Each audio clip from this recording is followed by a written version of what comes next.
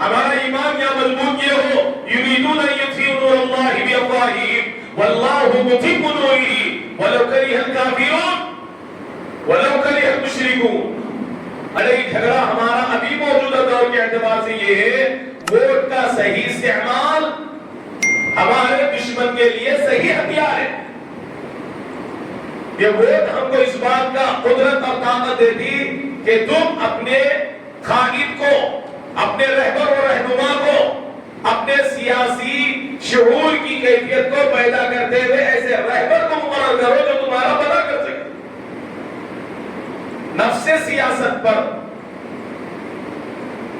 اگر صرف سیاست کو دیکھا جائے، موجودہ دور کی جو سیاست ہے وہ تو گندی ہے، لوپاڈوپی، کرپشن، بہت سارے مسائل، اس کے اوپر کاپی کریں تو مستقل بات بھول جاتا ہوں۔ لیکن نئی سے ٹکٹا مانگو صحیح، بڑے سے چھوٹا مناسب، بڑی مصیبت سے چھوٹی مصیبت بہتر ہے، بڑے نقصان سے بچنے کے لیے چھوٹا نقصان کر لینا بہتر ہے۔ کیا مطلب ہے اس سب باتوں کا؟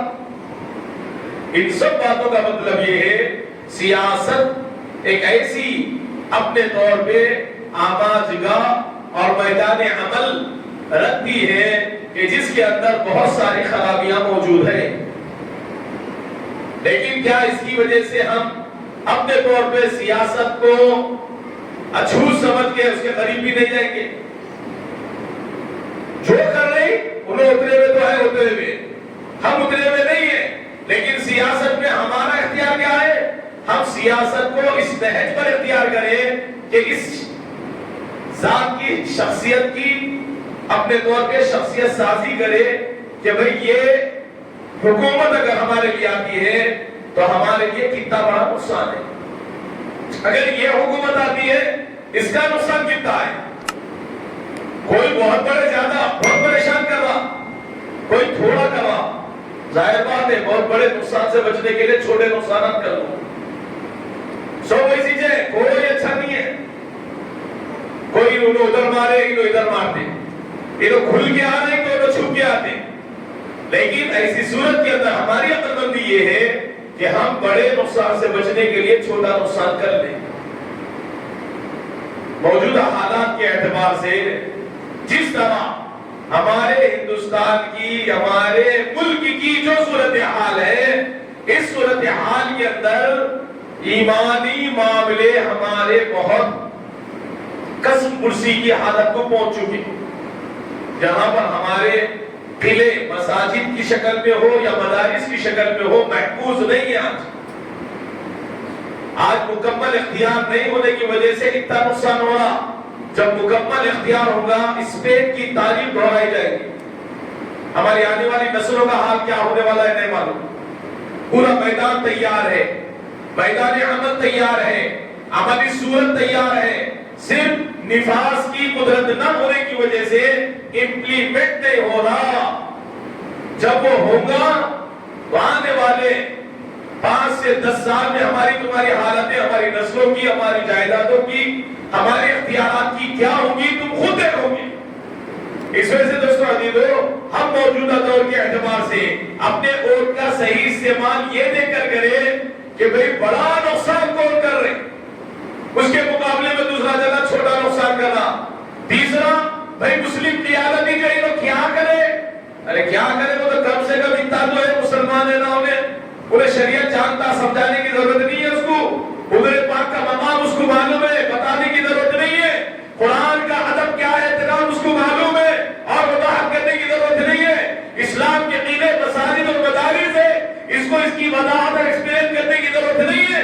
وہ کم سے کم اپنی جذباتی کیفیت کو، ایمان کی جو اللہ نے اس کو دی ہے ایک مسلمان گھرانے میں پیدا ہونے کی وجہ سے، وہ خود اس کا دفاع کر سکتا ہے۔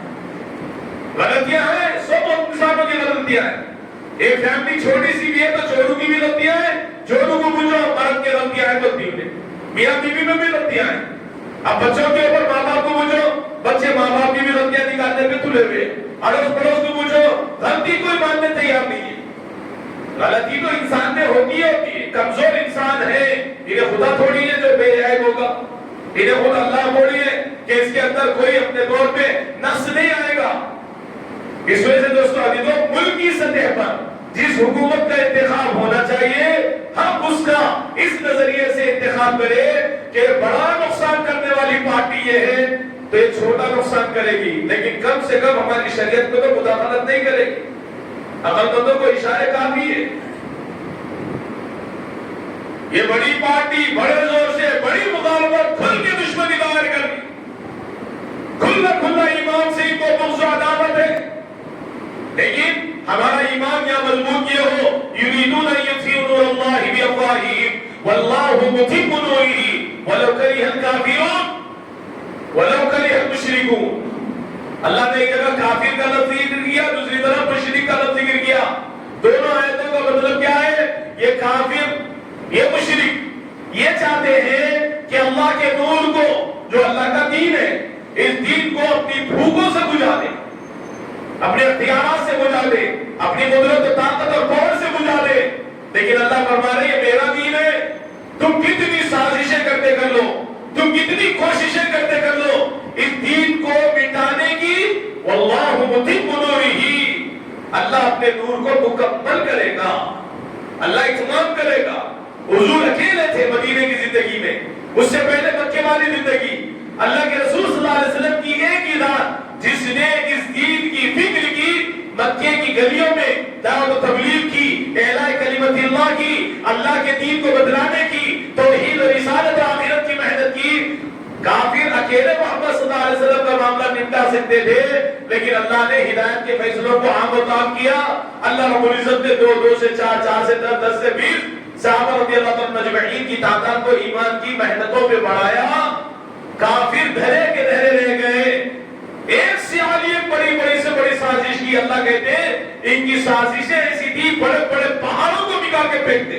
لیکن کافر اپنی چال چلے وَمَكَرُوا وَمَكَرَ اللَّهُ وَاللَّهُ خَيْرُ الْمَاكِرِينَ.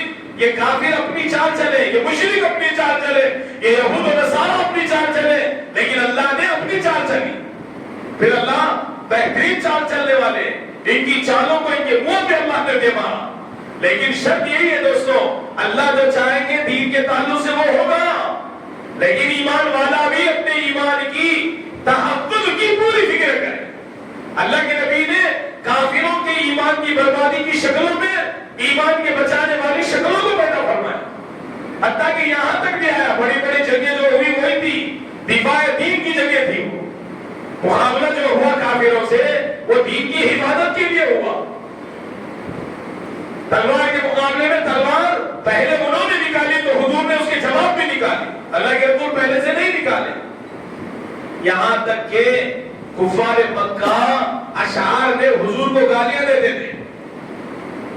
اشعار پڑھتے ایسے جس میں حضور پاک صلی اللہ علیہ وسلم کو گالیاں بکتے. اللہ کے رسول نے اس کی کیفیت کو کیا کیا؟ حضرت حسان بن ثابت کے لیے مسجد نبوی میں ممبر لگا دیے. لاؤ بولے ممبر لاؤ حسان چلو ممبر پہ چڑھو. اب اللہ کے رسول صلی اللہ علیہ وسلم فرمایا یہ کافر میرے تعلق سے بولے تم بولو کیا بولو. حضرت حسان بن ثابت حضور کی شان میں اپنے طور پہ کلمات کہنا شروع کرے. اللہ کے رسول نے دفاع دین کا کام کر کے بتلایا. دیکھو وقت کی جیسی ضرورت ہوگی اے ایمان والو تم کو دفاع دین کی دفاع کا کام ایسے انداز میں کرنا پڑے. ان لوگوں نے الفاظ اشعار کے لا کے اللہ کے رسول پہ سب لگائی. اللہ پہ اللہ کے رسول نے حضرت حسان بن ثابت کو لائے اور ان کے اوپر اشعار کا جواب اشعار سے دے کے بتلایا.